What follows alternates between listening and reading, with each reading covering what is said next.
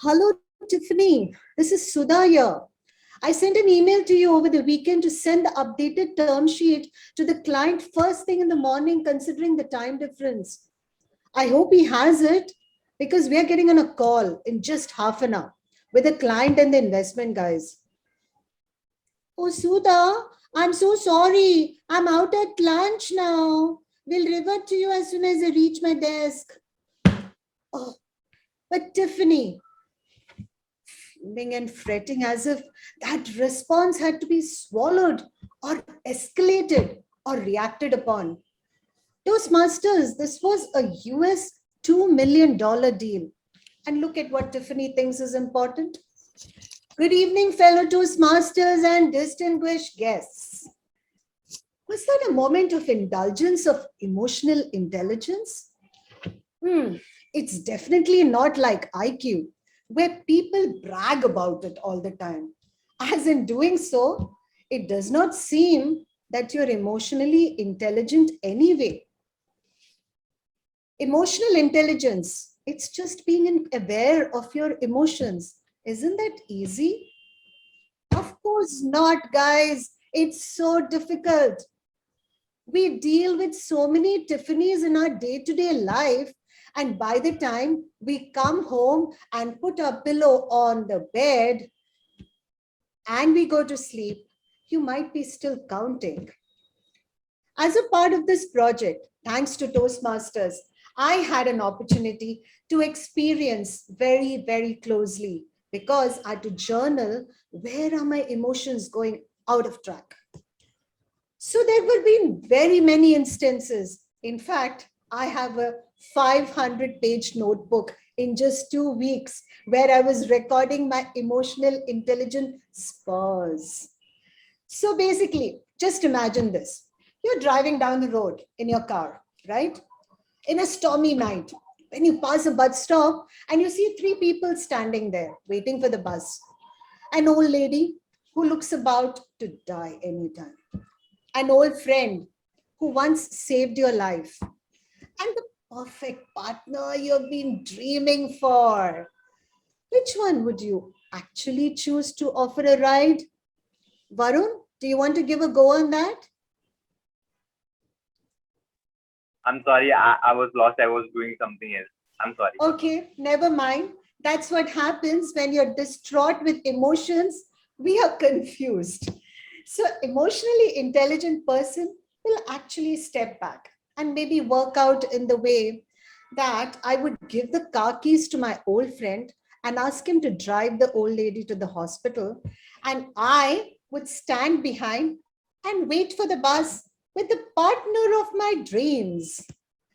Now, guys, this is the example on how prudent we are supposed to be with our emotions when we deal with a situation which needs all the untainted attention.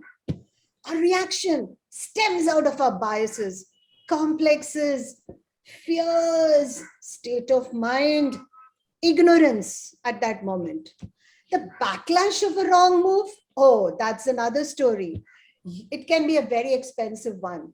You have to live with guilt, regret, sadness, and many more. So, then what is a checklist for emotional intelligence capability?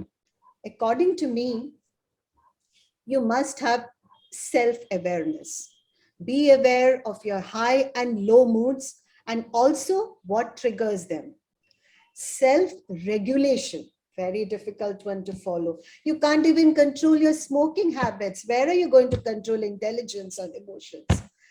Are you capable of things with that are outside in your control? Hmm. Empathy.